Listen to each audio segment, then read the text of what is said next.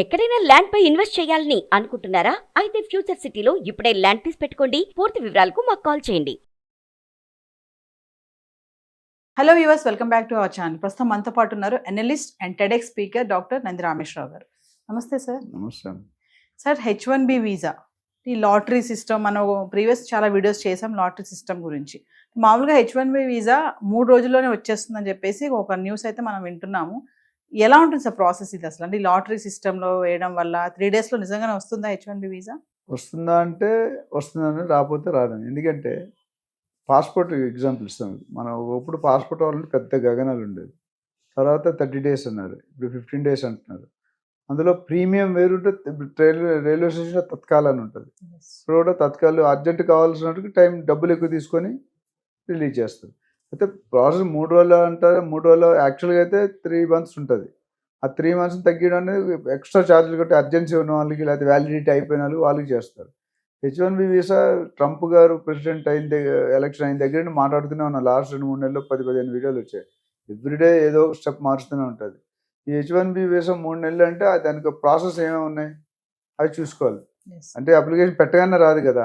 ఇక్కడ majorly problem కూడా multiple రిజిస్ట్రేషన్స్లో problem. Multiple registration అంటే అర్థం ఏంటంటే ఒకే స్టూడెంట్ కన్సల్టెంట్ ఏజెంట్ 4-5 రాష్ట్రాలు వేసేస్తాడు. ఓకే, వేసినప్పుడు అది డూప్లికేషన్ అవుతుంది కదా. దానికి స్టాప్ చేయమంటున్నాడు ట్రంప్ గారు. మల్టిపుల్ రిజిస్ట్రేషన్స్ వద్దు అంటున్నారు. వద్దు, ఎందుకంటే తెలియదు కదా. ఇప్పుడు వాళ్ళు ఎందుకు వేస్తున్నారంటే ఎక్కడైనా లాటరీతో వెళ్తుందో ఏదో ఒకటి దగ్గర 4 రాళ్ళతో మామిడికాయ పడినట్టు 4-5 స్టేట్లు వేస్తే ఫీజు ఎవ్రీ దానికి ఇంత డాలర్స్ అని అప్లికేషన్ కట్టేస్తున్నారు. అది ఇట్లేసి ఎక్కడో తగలవచ్చు కదా. ఆ విషయం తెలుసు. అందుకని ట్రంప్ ఏం చేస్తుంటే ఆ సిస్టమ్ తీసేస్తున్నాడు. దే వాంట్ స్కిల్డ్ పీపుల్, మంచి నాలెడ్జ్ ఉన్న వాళ్ళు కావాలి, అవుట్పుట్ ఇచ్చే వాళ్ళు కావాలి, తక్కువ శాలరీ కావాలి. కోరికలు అయితే బాగానే ఉన్నాయి. కోరికలే గుర్రాలు అయితే సినిమా వచ్చింది.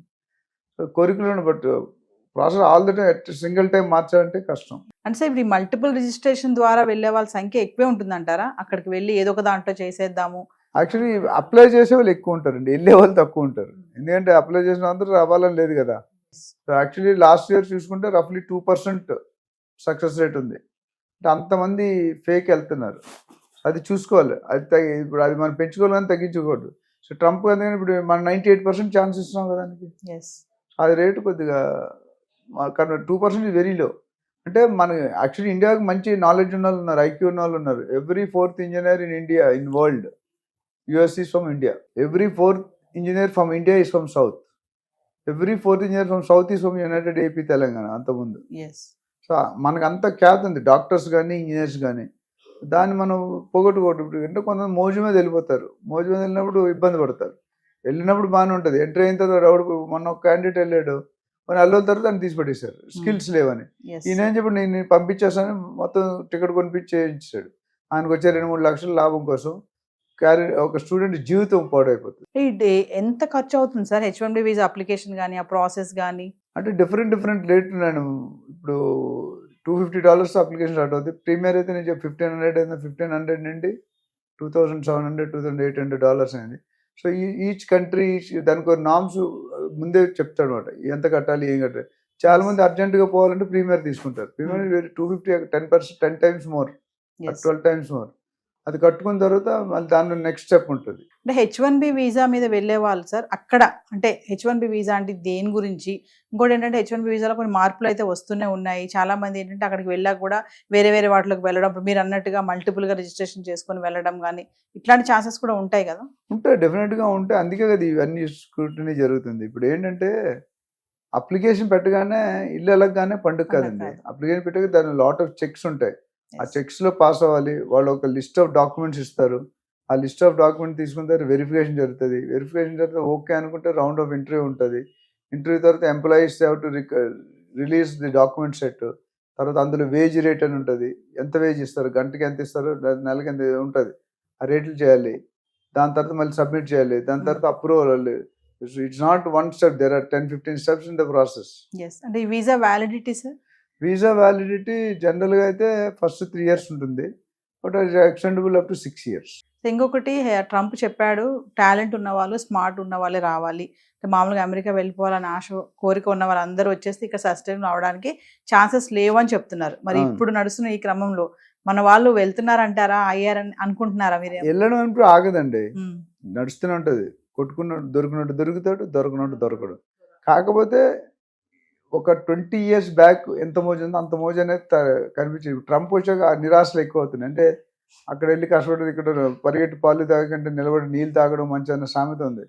అంత కష్టపడి వెళ్ళి అటు దొరికి, ఎందుకంటే టాలెంట్ ఉన్నవాడైతే భయపడ్డండి, టెస్ట్ పెడతారు. ఇప్పుడు ఏం చేస్తున్నారు, స్కూటీనీలో చాలా మంది ఇల్లీగల్ ఉన్నారు. మనం లాస్ట్ టైం వీడియోలో మాట్లాడు, ఇల్లీగల్ అంటే జాబ్స్ లేకుండా, అది క్రైమ్. ట్రంప్ ఏమంటుంటే మీరు రండి, చదువుకోండి, ఓపీటీ చేయండి, వెళ్ళిపోండి. చదువుకున్న తర్వాత 2-3 సంవత్సరాల కంటే ఎక్కువ లేదు. 5 years దాటితే మాత్రం టోటల్గా యూఆర్ అండర్ ప్రాబ్లం, స్కానర్ వచ్చేస్తారు. దాన్ని ఏమంటాడు, చాలా మంది ఉద్యోగం 3000 యూనివర్సిటీలో 2700 ఫేక్ అంటే లో universities where there will be no professors, only lectures ఉంటారు. అక్కడ జాబ్స్ ఇవ్వలేరు. ఈ మిగతా 250-300 యూనివర్సిటీలో ప్రొఫెసర్స్ ఉంటారు. సో ప్రొఫెసర్స్ కింద, అసిస్టెంట్ కింద అదే యూనివర్సిటీలో పనిచేయాలి. రూల్ ప్రకారం, లా ప్రకారం they cannot leave the university. So వాళ్ళకి జాబ్ వస్తుంది. ఒకవేళ యూనివర్సిటీ లీవ్ బయటకు వెళ్తే మీకు ట్రాన్సాక్షన్ వచ్చేస్తుంది మీ కార్డులో, నువ్వు ఎక్కడెక్కడ తిరుగుతావు. అప్పుడు అడుగుతాడు నువ్వు వీసా ఇచ్చినప్పుడు, మీకు పెట్రోల్ పంప్లో పనిచేస్తున్నావు, గ్యాస్ స్టేషన్లో పనిచేస్తున్నావు, రెస్టారెంట్లో పనిచేస్తున్నావు కదా అంటే వాటి చెప్పాలో లేదో డౌట్ బిక్కమొక్కం పెట్టాడు. చూడండి, కొత్తగా డ్రైవ్ చేసే లైసెన్స్ పోలీసు వైపు చూసి డ్రైవ్ చేసి ఆపేస్తాడు. మనం కొట్టుకొని వెళ్ళిపోతాడు స్ట్రైట్గా. ఇక్కడ కూడా అదే, ఎప్పుడైతే దొరికావో అని అంటే నువ్వు చెప్పబోతే నేను జైల్లో పెడతాను అంటాడు. వీడు చెప్తాడు, చెప్తే రాయి అంటాడు, రాసి సంతకం పెట్టి పంపించేస్తాడు. సో కంగించి తీసుకుంటారు ఆన్సర్. ట్రంప్ తీసుకున్న నిర్ణయం సార్, ఇప్పుడు బర్త్ రైట్ సిటిజన్షిప్ రద్దు చేశారు, illegal immigrants part time jobs చేయనివ్వట్లేదు, ఇంకా ప్రభుత్వ ఉద్యోగాల సంఖ్య తగ్గించే ఆ ప్లాన్ లో కూడా ఉన్నారు. అంటే ముందు ఇంకా వస్తాయంటారా డెసిషన్స్? డెఫినెట్గా వస్తాయి. ఆయన ఉన్నంతకాలం ఎవ్రీ డే ఎవ్రీ మంత్ ఏదో ఒక అలిజిటీ క్రియేట్ చేస్తాడు. He wants to be in the records, he wants to rewrite the history. So అంతం కాదు ఇది ఆరంభం అన్నట్టు. అంటే కొన్ని మంచి స్టెప్స్ తీసుకున్నా, కొన్ని మనకి రాంగ్ అనిపి, ఆయనకి రైట్ అని. వాళ్ళ దేశాన్ని ఆయన ప్రొటెక్ట్ చేసుకుంటాడు, ఆయన ప్రెసిడెంట్ కాబట్టి ఈ obviously work for his country. మన కోసం పనిచేయట్లేదు కదా ఆయన. So definitely there will be a, but ఎక్కడెక్కడ పాలు ఉందో, ఎక్కడెక్కడ ఛాన్స్ అక్కడ నొక్కేస్తున్నాడు. టైట్ చేయాల్సిన దగ్గర టైట్ చేస్తున్నాడు. ఏవైతే జో బైడెన్ మీద కొద్దిగా నింద ఏంటంటే అంత యాక్టివ్గా లేడు, సరిగ్గా చేయలేదు, కొన్ని రాలేదు అని ఒక నింద. యుఎస్ ఎకానమీ పడిపోయింది, పొలిటికల్ సిచ్యువేషన్ వరస్ట్ అయింది అనేది దీని మీద ఉన్నాడు. సో ఈయన దాన్ని ఇప్పుడు ఎప్పుడైనా కొత్త గవర్నమెంట్ వస్తే పాత గవర్నమెంట్ ఏం తప్పులు చేసినా ఇస్తారు. అటు టీడీపీ, అటు ఏపీ కానీ, ఇటు తెలంగాణ కానీ, ఎనీ అదర్, మహారాష్ట్ర కానీ, బీజేపీ, బెంగళూరు కానీ, ఏదైనా. సో అది ఆనవాయితీ. అందుకనే అపోజిషన్ అన్నారు. రూలింగ్ గవర్నమెంట్ చెప్పేదానికి అపోజ్ చేయడం అపోజిషన్. రీసెంట్ గా ట్రంప్ సార్ ఇంకొక నిర్ణయం ఏంటంటే ఇన్కమ్ ట్యాక్స్ కూడా రద్దు చేశారు అమెరికన్స్ కి. అవును. అంటే ట్రంప్ తన వాళ్ళ కోసం ఏ చేయడానికైనా సిద్ధమే అంటారా సార్? ఇండైరెక్ట్ గా అవుననే చెప్పాలి. ఎందుకంటే ఆయన తీసుకున్న స్టెప్లు వాళ్ళకి ఫేవర్గా తీసుకుంటున్నాడు. బయట వాళ్ళు ఎవరెవరు వచ్చారో వాళ్ళందరినీ మ్యాక్సిమం తగ్గించి, నేను అంతకుముందు కూడా చెప్పాను, లీడర్స్ని పెట్టి టీంని డెవలప్ చేయమంటాడు. వాళ్ళ ఓన్ లీడర్. మనం ఎందుకు వాళ్ళ మీద డిపెండెన్స్ అవుతున్నాం? అట్లనే పెట్రోల్, ఆయిల్ కూడా ఇంపోర్ట్ చేయకండి, మీరు ఇక్కడ డెవలప్ చేయండి అంటారు. సో చాలా మార్పులు, పెను మార్పులు వచ్చే అవకాశాలు చాలా ఉన్నాయి. Thank you sir. హాయ్. మొట్టమొదటిసారిగా మన విజయవాడలో క్లాస్ రూమ్ ట్రైనింగ్ అండి, 1 day క్లాస్ రూమ్ ఎన్విరాన్మెంట్లో ఆఫ్లైన్ వెబినార్ జరగబోతుంది. అండ్ ఇంట్రెస్ట్ ఉన్న పార్టిసిపెంట్స్ ఈ కింద స్కూల్ అవుతున్న నెంబర్కి రింగ్ చేసుకొని సీట్ బుక్ చేసుకోండి. దీంట్లో ETFs, index funds and mutual funds మీద completely and hand folding experience మీకు ప్రొవైడ్ చేయబడుతుంది.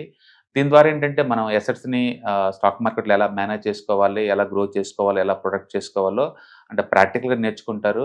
అండ్ మీ ఇప్పటి వరకు మనం ఆన్లైన్లోనే మీరు అటెండ్ అవుతున్నారు. ఇక నుంచి మీరు మన విజయవాడ సిటీలోనే అండ్ లైవ్లో క్లాస్ రూమ్ ఎన్విరాన్మెంట్లో నేర్చుకునే ఛాన్స్ దొరుకుతుంది. కాబట్టి ఇంట్రెస్ట్ ఉన్న పార్టిసిపెంట్స్ కింద స్క్రోల్ అవుతున్న నెంబర్కి పింగ్ చేసి సీటు రిజర్వ్ చేసుకోండి. Thank you.